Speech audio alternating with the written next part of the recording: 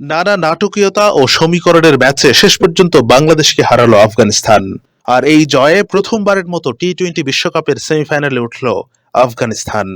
আফগানিস্তানের দেয়া ১১৬ রানের লক্ষ্য ১২.১ ওভারের মধ্যে নিতে হতো বাংলাদেশের, আর তাও আফগানদের বাঘা বাঘা বোলারদের বিপক্ষে।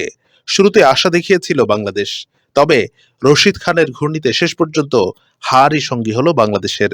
তার পাশাপাশি সুপার ৮ থেকে অস্ট্রেলিয়ারও বিদায় নিশ্চিত হলো। টি-20 বিশ্বকাপে প্রথমবার আফগানিস্তানের কাছে হারল বাংলাদেশ। এর আগে সববারই জয় পেয়েছে টাইগাররা।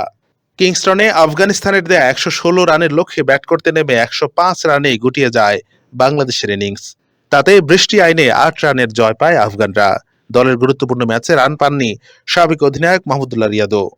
তিনি ৯ বলে মাত্র ৬ রান করে ফেরেন। নতুন ব্যাটসম্যান হিসেবে ব্যাটিংয়ে নেমেই আউট হন রিশাদ হোসেন। ১১.৪ ওভারে বাংলাদেশের সংগ্রহ ছিল ৭ উইকেটে ৮২ রান।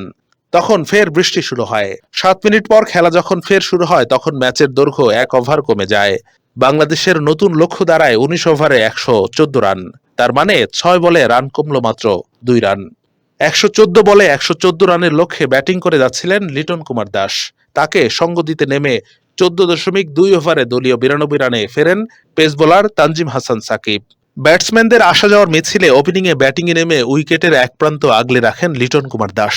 তিনি ৪১ বলে ৫টি চার আর ১ ছক্কায় ৫০ পূরণ করার পর সাথের ব্যাটসম্যানরা সেভাবে সঙ্গ দিতে না পারায় দলকে জয়ের বন্দরে পৌঁছাতে পারেননি লিটন। তবে নজর কেড়েছিল আফগান কোচের বৃষ্টি নিয়ে প্ল্যান দেখে। তিনি তখন আকাশের দিকে ইঙ্গিত করে তার শিষ্যদের বলছিলেন, স্লো ডাউন, স্লো ডাউন। ঠিক তখনই খেলা স্লো করার জন্য আফগান ফিল্ডার শুয়ে পড়েন। আফগানদের এমন উপস্থিত বুদ্ধি কি আইসিসি নিয়মে যৌক্তিক কিনা সেই প্রশ্ন তো রয়েছেই। বাংলাদেশের হয়ে এদিন দলকে একাই টেনেছেন ওপেনার লিটন কুমার দাস। ৫৪ রানের অপরাজিত ইনিংস বাংলাদেশকে জয়ের সুবাদী দিয়েছিলেন এই উইকেট রক্ষক ব্যাটসম্যান। তবে শেষ পর্যন্ত লিটনও দলকে জেতাতে পারেননি। আফগানিস্তানের হয়ে এদিন পিক আপ বোলার ছিলেন দলের অধিনায়ক রশিদ খান।